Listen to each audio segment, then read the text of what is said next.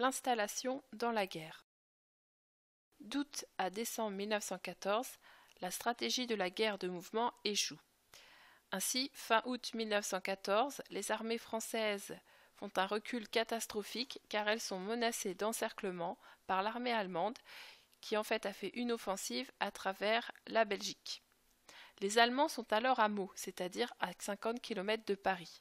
Le général Joffre tente donc une contre-offensive du 6 au 13 septembre 1914, c'est ce que l'on appelle la bataille de la Marne. Les armées allemandes reculent. Alors il y a la petite anecdote des taxis parisiens qui sont réquisitionnés par le préfet de police pour amener 4000 soldats sur le front. Et on estime que c'est grâce à ces taxis de Paris que la bataille de la Marne est remportée par la France. Le front se stabilise alors, mais c'est la fin des illusions. Les Français comprennent que la guerre sera longue, même s'ils ne sont pas encore en mesure de dire combien de temps elle va durer. En plus, l'équipement français est mal adapté.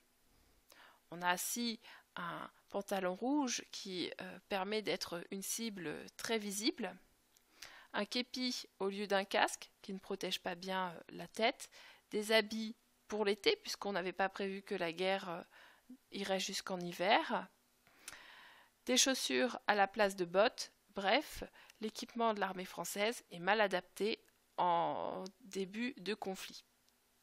Le mois d'août 1914 est une véritable hécatombe. 300 000 Français sont tués, auxquels il faut ajouter 600 000 portés disparus.